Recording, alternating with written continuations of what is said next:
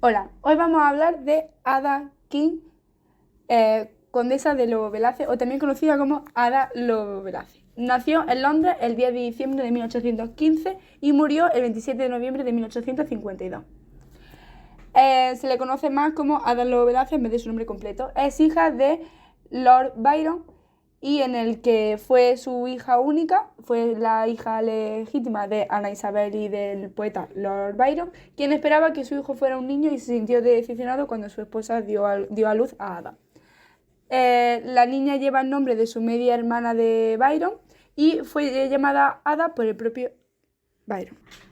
El 16 de enero de 1816 fue por orden de Lord Byron que Lady Byron se fuese a la casa de sus padres en Kent Malloy, llevando a su hija de 5 semanas con ella.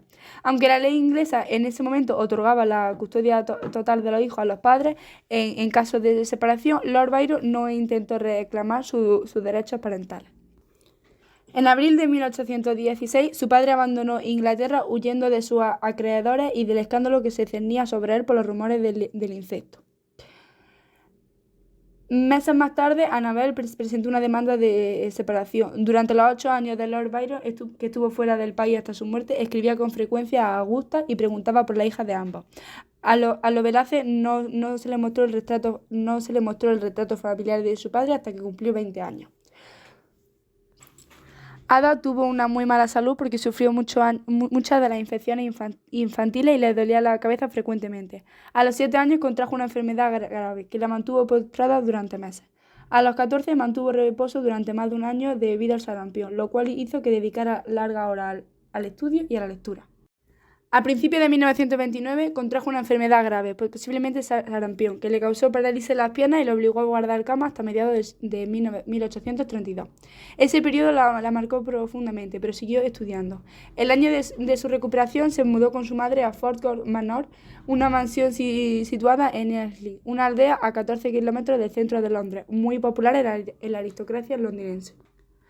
La matemática y escritora británica Ada, célebre sobre todo por su trabajo acerca de la computadora mecánica de su uso general de Charles Babbage, fue denominada como una máquina analítica. Fue la primera en reconocer que la máquina tenía aplicaciones más allá del cálculo puro y en haber publicado lo que se reconoce hoy como el primer algoritmo destinado a ser procesado por una máquina, por lo que se le considera como la primera programadora de ordenadores.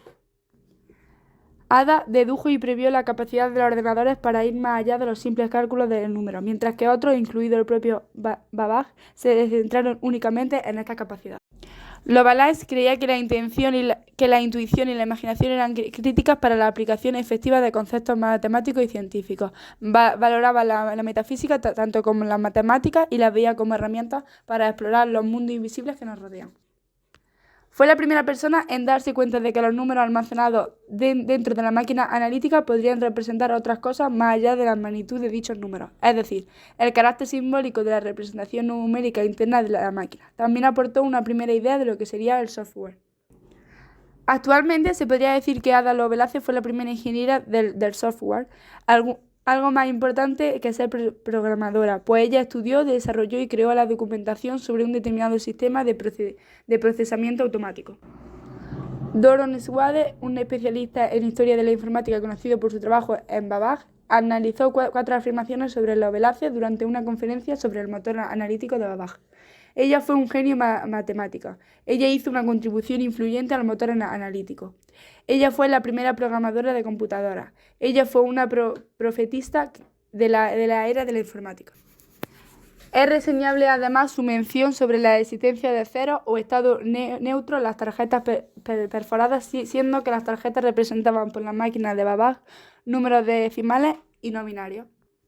También introdujo la posibilidad de que la máquina analítica no fuera solo capaz de realizar cálculos matemáticos, sino también de, entre muchas cosas, producir arte y componer música, literatura. De hecho, afirmaba que el invento sería capaz de realizar cualquier cosa que se le pidiera, siempre y cuando supiéramos cómo ordenárselo. A finales de la década de 1840, Ada se volvió adicta a las carreras de caballos y junto con algunos de sus amigos intentaron crear un modelo matemático que le ayudara a ganar grandes apuestas. En el verano de 1852, la salud de Ada empeoró mucho. Llevaba años Llevaba años padeciendo agotamiento nervioso y debilidad general, pero no fue hasta ese año que aparecieron los primeros síntomas del cáncer de útero. La enfermedad